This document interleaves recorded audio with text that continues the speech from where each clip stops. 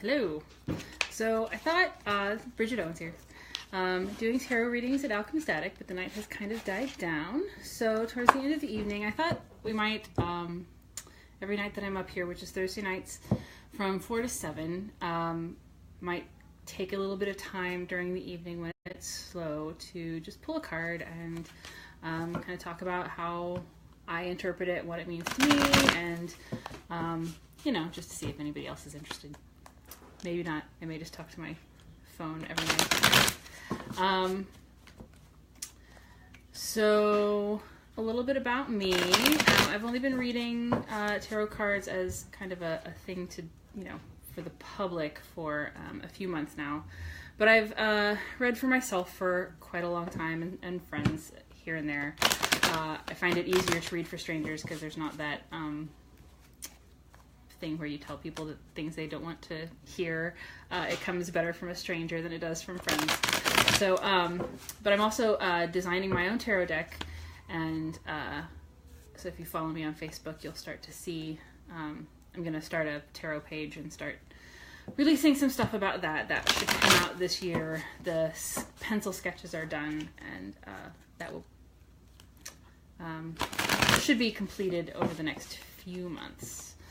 So, I consider myself a practical tarot reader, meaning that I'm not so much, when I do tarot readings for people, I don't tend to get so much, relationship stuff or, tap into spirits and deities and stuff. It's more of a really practical, like problems with your job. Here's here's what to do. Here's advice for, getting through whatever it is that's going on, psychologically, relationship as far as, you to the things that, the people that are exerting forces in your life. And it's that stuff, career advice and education and how to solve problems with people. So that's why I call myself a practical tarot reader. So anyway, the card that I'm pulling for today apparently is the Emperor. We're using just my Rider-Waite deck because it's nice and easy and everybody can sort of tap into those images fairly. Oh, it's weird. I've never done a selfie live video. It flips everything backwards. Odd. So the Emperor, interestingly enough, on my tarot deck, the one that I'm drawing is a feminist tarot deck where I'm making all of the characters in the whole deck female. So I've actually renamed this one Empress. But the idea is, and named the Empress Earth Mother, because that's kind of, I don't like that men are powerful and women are somehow nature. I don't kind of like that gender dichotomy thing. But the Emperor is all about order and in a very civilized sense. It's the kind of order that mankind comes and puts on the world in order to make things easy and orderly and logical and right angles and rules and everybody doing what they're supposed to do. So in some ways, it's not one of my favorite cards. I think we all like to have that authority to do that sometimes, but we don't really like to live under it, even though it's kind of necessary in modern society to be able to cope with that. But it all depends on the situation and when it comes up. So, and I don't get this card a lot, ironically, because I think people would say that I'm one that likes to have that kind of order and instill that kind of order in my own life, or at least try.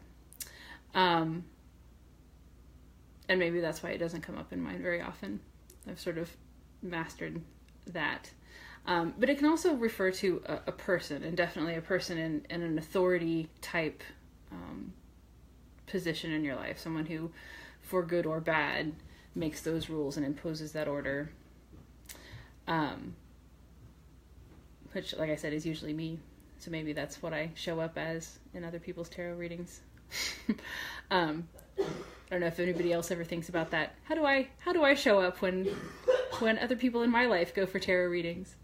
What cards do they see that make them go, I bet that's Bridget, and I wonder if this might be one of those. I don't really know how I was intending to end these videos, but it's one of those things that I want to do periodically, just to get my own sort of practice in doing these videos and talking to people about tarot cards who maybe aren't as familiar with how to read them and how to interpret them and what they might mean. I'm actually going to start doing some blog posts as well. I know those of you who follow me on Facebook know that I haven't written a blog post in quite a while.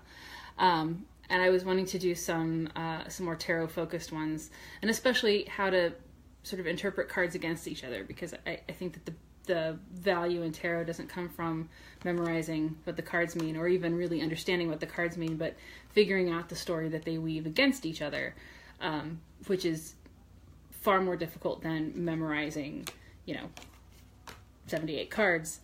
And